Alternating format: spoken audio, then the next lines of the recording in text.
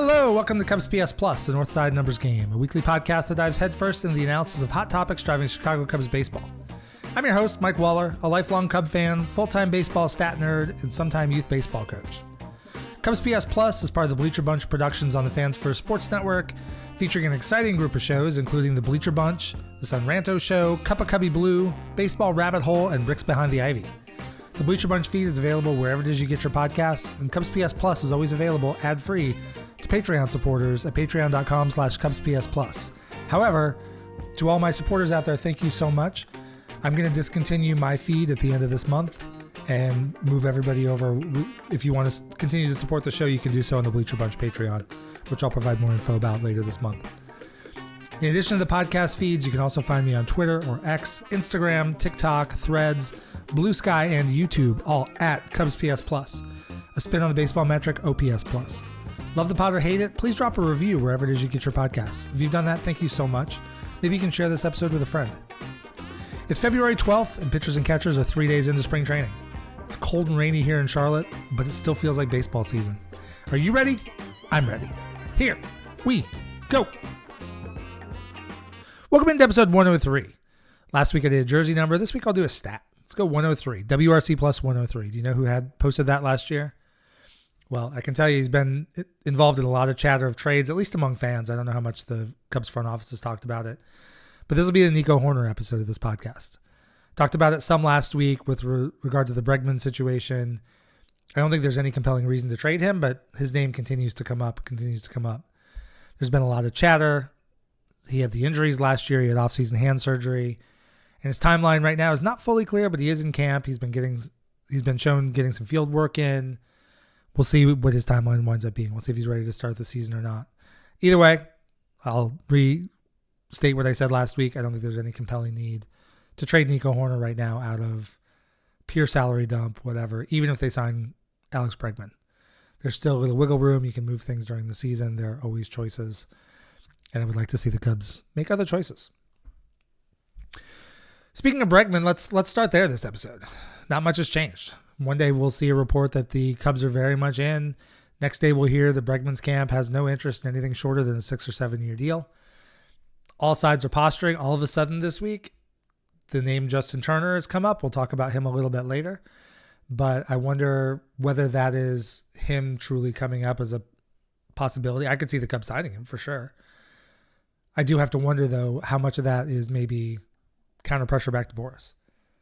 It's pretty clear that Bregman, I'm quite certain Bregman would love to have a 6 or 7 year contract, $180, $200 million. If that deal was on the table from a team that he wanted to go to, he'd have already taken it. So that deal is not out there. They're trying to get somebody to take a bigger bite. I've heard a variety of reports. Last week, there was a report by Jacob Zanola, who's contributing to Cubs Insider, who reported that the Cubs had a 4-year deal on the table. Heard similar things with different numbers attached from other sources, so there seemed to be a lot of smoke there. There was a report in the last week that the Cubs were refusing to go past 3 years and had only gone to 3. Jacob is holding to his side of the story, so who knows? I mean, who knows? Nobody knows with these things. There's so many leaks, and they can be strategic, they can be accidental, there can be somebody who thinks they know something that they really don't. So it's really hard to tell. But the long and the short of it is pitchers and catchers have reported to spring training. Players have to report this week. So true spring training is going, and the Cubs are about a month out from the first series in Tokyo. So the Cubs are going to want to get this figured out sooner rather than later. There's been some noise over the last 24 hours that Bregman wants to have a decision made potentially by Thursday, which would be tomorrow. As I record this, it's early afternoon on Wednesday. So we'll see. Maybe the fact that I'm recording and talking about it now and saying that there'll be an outcome in the future means he'll sign while I'm podcasting. And, if I see that alert, I will jump right into it. But so I talked a ton about Bregman before. The biggest thing with Bregman, I'm leaning more towards having him than not, but I'm truly fine either way. I'm not going to freak out if they don't get him. I think there are realistic limits to how much the Cubs should be willing to pay, how many years they should be willing to give for Alex Bregman with where he is in his career. On the other side of it, he's a productive hitter. He has the kind of hitting profile the Cubs don't have a lot of. I think the pull power thing is a little bit overblown. He's always shown pretty good gap power to left, As I referenced last week, there was an image provided by Greg Zumak showing that there were a lot of doubles that he hit off the wall in Houston and other places that actually would have been home runs in Wrigley Field because Wrigley has the shortest left center in baseball. So he's going to lose some down the lines. He's going to gain some in the gap. He will make this team better. On the flip side, if he gets a 6-year offer, say from Boston, and wants to go do that, then the Cubs I feel perfectly comfortable with the Cubs starting the season with Matt Shaw at third base. They will probably want to sign one more guy to be that backup, kind of that fail-safe in case Bregman or in case Shaw struggles. I mean, Shaw will struggle. The question is, how much does he struggle? Does he struggle so much that he has to go back to AAA, or does he struggle like, say, Michael Busch or PCA struggled last year? Can leave him in there, can work through it, and eventually come out the other side a better hitter. But speaking of the bench, so that whatever else they sign, whoever else they sign after that, would be a bench piece. And so I want to talk about the bench this week. There was an episode early this offseason where the Cubs hadn't really made any big moves yet. But all of a sudden, when it came time to non-tender, move guys out, as the Cubs started picking up some of these cheap relievers, the Cubs made some moves, and the bench is gone. So last year, the primary, I went back to Fangraphs and looked at all the players from the Cubs who served in bench roles and received more than 50 plate appearances last year, or 50 plate appearances or more. I can't remember. Somebody might have been exactly on 50. It was Mike Tauchman, Patrick Wisdom, Miles Mastrobuoni, the combination of Gomes, Bethancourt, Nito. I put them together into one box just so we can compare backup catcher, because the Cubs are going to have a backup catcher. Right now it appears to be Carson Kelly, unless I guess that flips. Carson starts and Amaya is the backup. And then Nick Madrigal. And so those were the primary bench options last year. There were some other guys that were up for bits and pieces. Luis Vasquez was up for a small stretch. Canario had some chances early. Kevin Alcantara came up very, very late in the season. But really, when you look at the Cubs bench last year, it's those guys. And when you look at Fangraphs WAR combined, they were negative 1.1 WAR. And that's when you factor in that Mike Tauchman gave 1.1 WAR. Patrick Wisdom, negative 0.2. Miles Mastrobuoni, negative 0.4. Backup catchers combined for a negative 0.9. And that's even with Bethancourt going on that tear he went on late in the season.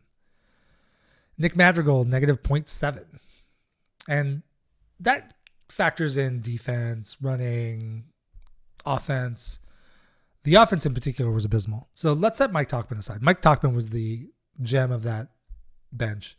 He was really good for the Cubs for a couple of years, and I think he'll do well on the South Side.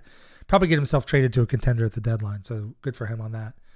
But he posted a 1.1 Fangraphs WAR and a 111 WRC plus. I use WRC plus a lot. In case you're new, in case you're want to hear it, I'll restate it here. WRC plus is a measure of weighted runs created plus the Fangraphs puts together.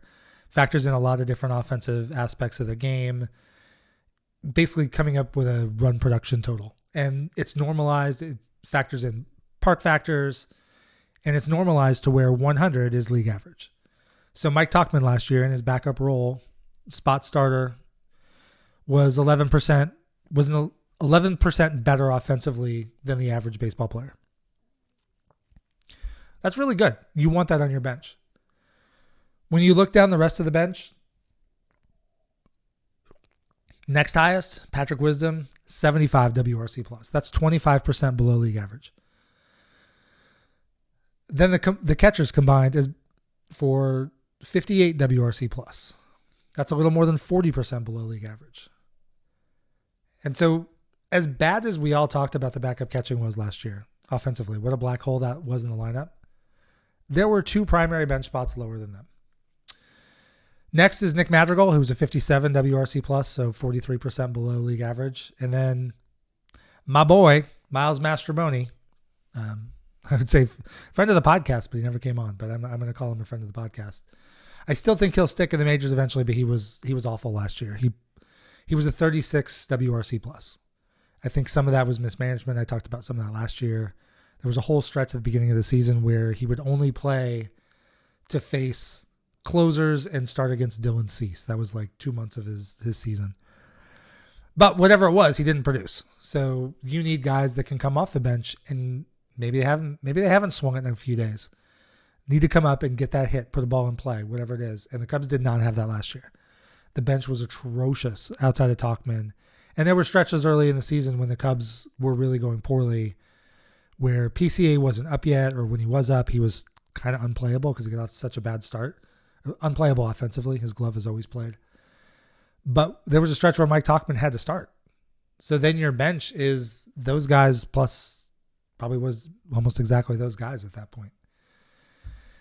And that's kind of scary. So going into that, we talk on the show a lot about raising the floor. So how could the Cubs raise the floor? Well, one big thing they could do is improve the bench. I think there was a cascading failure last year. I've talked about quite a few times. The Cubs had an offensive lineup that was pretty good. They didn't have that Kyle Tucker that they've now brought in. They didn't have that one big star bat, but Ian Happ is going to give you 122 WRC plus almost every year. Seiya Suzuki gave you 138 last year when he wasn't hurt. Cody Bellinger was not as good as he was in 2003. I guess he was like a 105 WRC plus. But Dansby Swanson was down playing hurt. Nico Horner was down with the injuries I referenced earlier in the show. Michael Busch had his struggles, but put up a productive and respectful.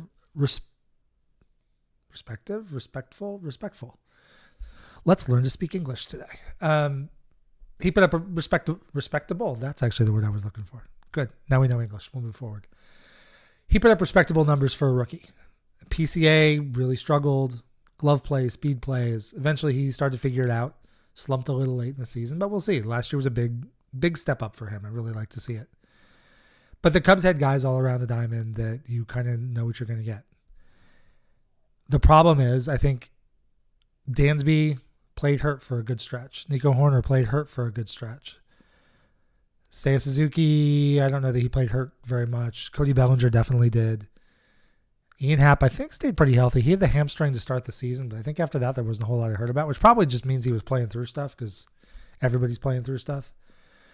But I think one of the big problems is Dansby Swanson needs to get more rest. He needs to get off his feet more often. Same with Nico Horner.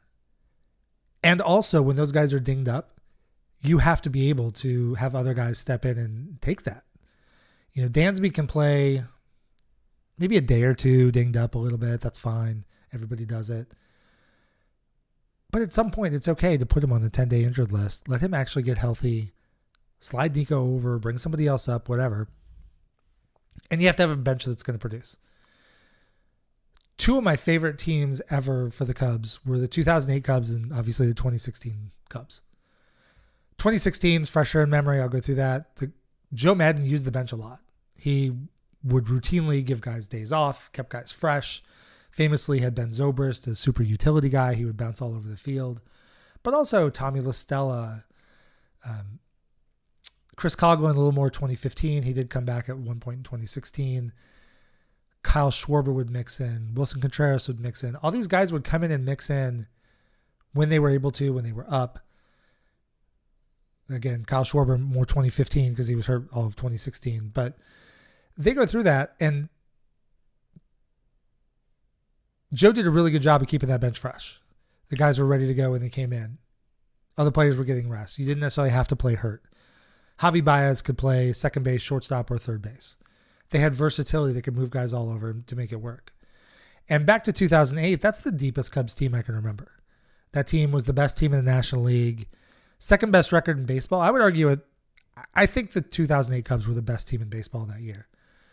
Now, playoffs are a short sample size. They had a 3-game series against the Dodgers and famously got swept out of that. So that wasn't great, but that team on the season, they were able to withstand injuries. They had Mark DeRosa, who was kind of that utility, not quite the super utility like Zobrist was, but he could step in a lot of different places. And the Cubs had a ton of versatility that year, and they just seemed to weather every injury and seemed to do well.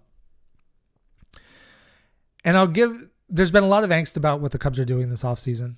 They added Kyle Tucker, which is a huge add. That is a big, legitimate star bat to add into this lineup. That is all of a sudden going to make Ian Happ, Seiya Suzuki, Dansby Swanson, Nico, all those guys, Michael Busch, look better. because pitchers going through a lineup are going to have to account for Kyle Tucker. They're maybe going to want to go after the guys in front of Kyle Tucker, which is probably, depending on what they do with the batting order, my first guess is Ian Happ leading off, Kyle Tucker batting second, Seiya batting third. But they could flip that. And that's two very patient guys. And that would be one or two very patient guys in front of Kyle Tucker. Excuse me. Nothing brings on hiccups quite like starting a podcast. So you go through that, and that means those guys are going to see pitches. Pitchers are going to want to give them, kind of go after them, because you don't want to go walk a couple guys in front of Kyle Tucker. Hopefully the Cubs are able to give Kyle Tucker enough protection behind him. I think they'll be able to. I think that may be the argument for hitting Tucker second. You have to deal with Happ at leadoff, then you get Tucker. You can't really just pitch around him super easy, because then Seiya Suzuki is next, and then we'll see from there. If they get Bregman, maybe Bregman's batting fourth. He would be another one to just slot this lineup deeper. But the biggest thing is you want to keep those guys healthy. You want to keep that lineup intact, and you want to be able to have a good, reliable Dansby, Nico, Matt Shaw, whoever on the bench, or you want to have those guys healthy to go. And to do that, you need guys off the bench who can fill in and start once or twice a week. Dansby Swanson loves to play 162. I love the effort. I love the attitude. I'm all for it, except that he can't do it.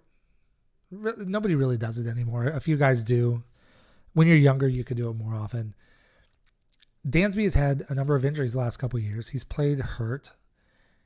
And Dansby Swanson, if you really go back and look at his numbers, the second half of 2023, the second half of 2024, when he is able to go to the injured list, get himself right, come back, go through a stretch where there are actual days off. The Cubs had a stretch last year where they had a very reliable 1 and even a couple times 2 days off in a week. Dansby can be great during that stretch. He's not burning himself out. But when you go through stretches of the season where you don't have that, maybe you have an off day, maybe you play 10, 12 days in a row, you got to give Dansby 1 or 2 days off in there. And that means having a bench that you feel good about putting guys in the lineup. And so when we look at what the Cubs have done this offseason, not as many sexy moves as a lot of people want to see. But when you go down, I'm going to go through the bench additions they've had. They will not all be on the Cubs bench. Some of these guys will be in the minor leagues. Some of these guys will be in the some of these guys are going to get cut. And some of these guys are going to be on the bench. So the guys we're going to look at Gage Workman. I'm also going to talk about what this player's role means to the team, where they stand contractually with options, all that kind of stuff. So Gage Workman, the Cubs picked him up on a Rule 5 pick from Detroit. The Cubs almost never pick up position players on Rule 5. That tells me there's stuff they really, really like about Gage Workman. And if you listen to Cup of Cubby Blue this last week, Sarah Sanchez talked about that. She was going through the baseball prospectus projections, and that model really, really, really likes Gage Workman. I'm blanking on what it's called, but their version of WRC Plus or OPS Plus had him at, I want to say 110, 111. Go back and hear the episode. It's a really good discussion. Sarah gives a good explanation of it. That model really likes Gage Workman. So there are legitimate aspects of his game that seem to map well. And I think the Cubs are going to make every effort to keep him on the roster, on the team, the full season. If they can get through this season and maybe he struggles, maybe he doesn't have the greatest season, at that point he has options. He can go to AAA next year to get started, work his way back. But Gage Workman, and then, so we'll go from there to the backup catcher. Right now, I'm going to say Carson Kelly. Let's say I'm going to assume that Miguel Amaya is the starting catcher. We go to John Birdie next. The Cubs signed him on a veteran deal. He's 37. He's not going to have options to go to the minor leagues, so he is a make the team or not. He's a utility guy. He can play outfield. He can play probably every position but shortstop, and he might even be able to play that. He has not played a lot of first base. Really, he had played no first base in his career until he played there in the playoffs last year with the Yankees. He did fine. So I assume first base could be on the table for him in spot duty here and there. Vidal Brujan is an infielder the Cubs got from the Marlins from Matt Mervis. Kind of like Mervis, Brujan is a guy who has some prospect pedigree that never really panned out. kind of a change of scenery, shot in the dark. If there's anybody on this list that does not make it through all the way through spring training on this roster, it's going to be Vidal Brujan. He does not have any options. He is on or he's not. Seems largely redundant to Gage Workman and Benjamin Cowles, who's probably going to start the season in AAA. So I would be surprised if Brujan makes the season, but hey, he's going to be in camp. He's going to get his shot, and if he tears it up in camp, then maybe there's a path. Let's go Alexander Canario next. He's a guy they picked up in the trade with Caleb Killian for Chris Bryant with the Giants back in 2021 on Blue Friday. He's an outfielder. He's out of options. He is either on this team or he is traded or DFA'd, probably DFA'd and traded somehow. I think the Cubs would like to give him a shot. He's shown a lot of power. Actually, when he's been in the major leagues, his numbers are good, but his sample size is so small. He does have big strikeout numbers. That is a worry with him. I would be fine if he got an extended shot. Be that, I guess, fourth, fifth outfielder. Say it's probably really the fourth outfielder, but you want him DHing as much as possible. But Canario could get a couple starts a week and I think show whether or not he can do anything. We'll see what kind of spring he has. The next two, Owen Casey and Kevin Alcantara, are two of the Cubs' top prospects. They're both top 100 in baseball, both highly thought of. Both are on the 40-man. Kevin Alcantara got a look at the end of last season. Very, very brief. I mean, I think it might have only been one game. Might have been two. Owen Casey was added to the 40-man this offseason. He seems like he's pretty much ready. They both could come up and play at any point during the season if there are injuries or a need. The next guy I'll say they have in-house is Nicky Lopez. They signed him after last season with the White Sox. He's an infielder. He's from Naperville, as we will hear all season long. So congratulations to him. I don't know where he's going to wind up fitting. I think he has an option left. Let me look that up real quick. No, he does not have any options left. So, but he's a guy, actually, that, you know what? That doesn't even matter. I may pull this section out, or I may leave my own idiocy in. The Cubs signed him to a minor league contract. So he's a minor league contract coming on a spring training invitation. He will most likely, unless the Cubs have a bunch of injuries or he really tears it up in spring training, he's probably going to start the season at Iowa. My guess is, like a lot of those contracts, he'll have some sort of opt-out date where if the Cubs haven't added him to the 40 by May 15th, June 1st, June 15th, June 30th, something like that, he'll have the ability to opt out and become a free agent and try to sign with another team. So let's look at those guys. So I will look at those guys on Zips projections and Steamer projections. So remember, the Cubs 2024 bench, outside of Mike Tauchman, had a high of 75 WRC plus and combined for negative 2.2 wins above replacement. I included there'll be a couple more guys included in the Zips projections than the Steamer projections because Zips kind of projects a lot of guys to higher number of at-bats than they're realistically going to get. So Owen Casey and Kevin Alcantara and Nicky Lopez don't factor into the Steamer projections. We don't have that on them. But let's just start with the top five. Let's go Gage Workman, Carson Kelly, John Birdie, and Vidal Brujan. So Gage Workman is a utility player. Figure he's maybe the new version of Miles Mastrobuoni. Zips projects him for 1.6 Fangraphs WAR and an 84 WRC plus. And then Steamer has him for 0.1 FWAR and a 81 WRC plus. It's very easy to look at the 84 and the 81 like, oh, more bad bench. That's not great. But again, compare back to last year. Other than Mike Tauchman, those numbers would have been the best player on the Cubs bench last year. And then factor in the Rule 5 aspect. I think unless he is truly largely unplayable and the Cubs just can't carry him, I think the Cubs are going to do everything they can to get through the season. Let's look at Carson Kelly. So position-wise, compared to that whole group that played backup catcher last year, combined for negative 0.9 WAR and 58 WRC plus. Zips has him at 1.4 Fangraphs WAR and an 88 WRC plus. Steamer has him at 1.5 WAR and a 96 WRC plus. So the projection models see him as a guy who's going to be a little below average as a hitter, but a solid catcher, and so, worth that little bit of deviation. And again, would be a significant upgrade over what they had at the position last year. If you go to John Birdie, Zips has him at 1.3 Fangraphs WAR, 89 WRC plus. Steamer has him at 0.4 WAR, 87 WRC plus. So again, 10% below league average as a hitter, but he's a guy who's shown he can fill that bench role. He can come off the bench. He can make contact. It may not be about total production with him. Again, are there better options in baseball? Could the Cubs have gone somewhere else and done something more? Sure. But it continues to be a big improvement over what the Cubs had last year. Vidal Brujan, these numbers kind of show why I think he's going to be probably the one for sure that doesn't make it. But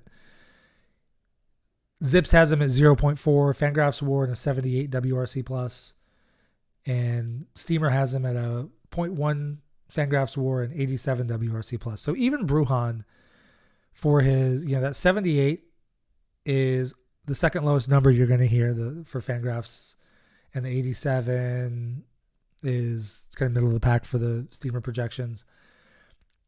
That's still significantly better than Patrick Wisdom was last year as the best Cubs bench piece. It's markedly better than Nick Madrigal, and it is miles better than Miles Mastrobuoni. Let's go to Alexander Canario. Zips has him at half a WAR and 83 WRC plus, and Steamer has him a little bit higher, 0.2 WAR, so a little bit less WAR, but 92 WRC plus. I would just like to see what that kid can do. Unfortunately, he was probably due to get traded or else get a bigger role heading into 2023. But that huge injury he had in winter ball and late in the 2022 calendar year really set him back a lot. And want to see him get his shot. Hopefully he will. But we'll see what winds up happening. So any of those guys would be a significant upgrade. If we take a bench of, say, Gage Workman, Carson Kelly, John Birdie, and Alexander Canario. So you've got your 8 starting position players plus Seiya Suzuki at DH. The Cubs are going to carry 13 pitchers. That's the max. So you have 13 position players. That's 4 more. They're definitely going to carry a backup catcher. I think they're definitely going to start the season with Gage Workman on the roster. I think Birdie is going to get a spot. And so it's what do they do with that extra spot? I think it would be Canario over Brujan. But now let's look at a couple other guys that could factor in depending on what the Cubs do with the full roster at this point. So let's factor in, let's say for assumption, let's say the Cubs do sign Alex Bregman. The Cubs sign him to whatever 3-4 year deal with $1 million opt-outs or whatever contract wizardry Jed decides to hook up and Bregman agrees to. That now takes a starting rotation spot away, or a starting position spot away. So that penciling in Matt Shaw at third base is now not going to happen. It may be that Nico Hoerner starts the season on the injured list and then Shaw slips over and starts at second base. But let's assume for a second that Nico starts the season on the active roster. So they have Bregman, they've got Nico, that's your starting lineup. What do they do with Matt Shaw? I do think they're going to have Matt Shaw in the majors to start the season unless he just has an atrocious spring. I think he will either be kind of a bench utility piece to start until he gets his feet wet and can have a chance to earn more playing time, or he will have a starting role. And the projection models love Matt Shaw. So Zips projects him at 2.2 Fangraphs WAR, 105 WRC plus, and Steamer has him at 2.3 WAR, 106 WRC plus. So that's as unified a view on a player's projection as you're gonna see. They both like his contact. They like his pop. They like his ability to play respectable defense. They like he's not the world's fastest guy, but he's got a reputation as a strong base runner. He's stolen a lot of bases in the minor leagues. I think he's a guy that needs to be on this roster. And so if you're talking about, let's say Bregman and Nico are both starting on day one, you look at that list and now who goes? Probably not John Birdie. I think they're going to keep him around because you never know what Matt Shaw's struggles are going to be. It might be Canario that becomes the odd man out. Vidal Brujan definitely gone. But if you take away a projected 83 WRC plus or 78 WRC plus, or even for the Steamer model, a 92 or an 87, and you're now plugging in, what everybody sees is a 2-WAR quality player who, even as a rookie, factoring in that adjustment period, they expect to hit at 5% above league average. I want that guy in my rotation. If he's not going to start the season, fine. There are easy ways to get him 3 or 4 starts a year. Give Nico a day off, Shaw starts. Give Dansby a day off, Nico slides to short, Shaw starts. Give Bregman a day off, Shaw starts. There's so many ways to get him in there. You can also play matchups if you want to. I don't know. There's so many choices. The Cubs will have the ability to get him a lot of work if they want to, if they commit to that. But then let's talk about the guys that are still out there. So let's say the Cubs don't sign Bregman. So at this point, you've got Matt Shaw starting at third base. What do the Cubs need then? They don't necessarily have to have another bench guy.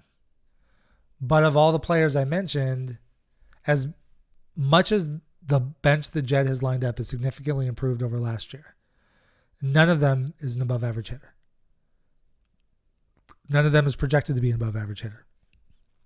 Carson Kelly is kind of projected to be right around league average, which is fine. A backup catcher that's close to a league average hitter, yes, yes, yes, yes, yes, and yes again. I will take that every single time. But the guys out there that I've either thought about or heard the most chatter about, obviously now Justin Turner. Justin Turner is getting certainly to the back end of his career. He had a ton of great years in LA with the Dodgers playing third base. All that guy does is rake. So the Cubs looking at this, if they don't get Bregman, I could absolutely see them signing Justin Turner. Be that winner, vet presence on the bench, seems like an interesting character, kind of juices up the locker room vibe a little bit. I think he'd be a guy that'd be really well received on this team. And the projection models love him. Zips has him at 1.2 WAR, 112 WRC plus, and Steamer has him at 0.6 WAR, 106 WRC plus. So again, if Shaw were to falter, Justin Turner doesn't play a lot of defense these days, so you probably want to keep that somewhat to a minimum.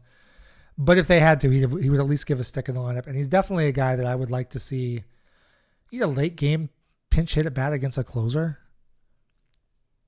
And you're not sending Miles Mastroboni, but instead you're sending Justin Turner up there. Yes, I will take that every day. The next guy I've talked about some is Mark Canha. Mark Canha, I don't know. He's a corner infield guy. One of the reasons I like him is the Cubs don't have a very clear backup to Michael Busch. If they sign Justin Turner, he's capable of playing over there, but again, not great defensively. John Birdie has shown he can play it in the playoffs. So in a high leverage spot, that's good. But prior to last year's playoffs, he's 37 and he has not logged one inning at first base prior in his career. So the Cubs may want to do something to bring in a backup for Busch. And Mark Canha could be that guy. He brings some pop, good solid bat. And when you look at the projections, Zips has him at 0.7 Fangraphs WAR, 103 WRC plus. Steamer has him at 0.7 WAR, 105 WRC plus. So those models see him as an above average hitter. And he's a veteran. He's been around. He's going to fill the role. He's going to do what he needs to do. I think I've heard that he has a really good clubhouse reputation. I don't know a ton about Mark Canha, but I would be content with either Justin Turner or Canha coming in and filling that role. Paul DeYoung is another guy, as he mentioned. He's less interesting to me. Plus, number one, there's the old Cardinal past. It'd take me a little bit of time to get over that. But also his projections just aren't that strong. He's kind of a utility guy. He could probably play some first base too, so he would help in that aspect. Zips has him at a 1.3 Fangraphs WAR, 82 WRC plus, and Steamer has him at 0.4 WAR, 78 WRC plus. So it's kind of at the low end of all those guys. But every guy I've just talked about is better than anything the Cubs had on the bench last year. And when the Cubs have already upgraded their offense by adding Kyle Tucker, if they can stay healthy by using this bench, they have upgraded their lineup across the board, probably in 4 or 5 spots. The Cubs have added depth to the starting rotation, if not flat improvement on top. I do think they will be stronger at the 4 or 5 spots of the rotation than they were last year. And I think the Cubs have definitely strengthened the bullpen. So when you look at this team as trending toward a 90-win team, a team that can win this division, getting this bench locked down is a huge, huge thing. And while the improvements may be incremental, I think they matter. They absolutely matter. The big thing will be the roster crunch. I walk through who's kind of expendable, who's not, who has options, who doesn't. There can be a lot of decisions to make, a lot of different combinations to think about. But it's going to be interesting to watch in spring training. So those are going to be the positions I would want to key in on. And with that, I'll just end on this note. I think we're all going through something. It's that time of the year. It's very gray and dismal here. We've all been waiting for baseball to start, and you never know what somebody's going through in life. So pay attention out there. If somebody seems down, tell them, hey, how you doing? Check in on them, see how they're doing. Check in with your friends, and let's all look out for each other. Go Cubs. Thank you for joining me today. If you like this episode, please drop a rating and a review wherever it is you get your podcasts, and share the episode with a friend. Just a few seconds from you gives us great feedback and helps other Cub fans find the show. You can find me on Twitter, X, Instagram, TikTok, Threads, Blue Sky, and YouTube, all at CubsPS Plus. As always, the theme music for this podcast is Prospect Park West by Jerry McCoy. This is Mike Waller, host of the CubsPS Plus podcast. Every day with Cubs baseball or talking about Cubs baseball is a great day. Go Cubs!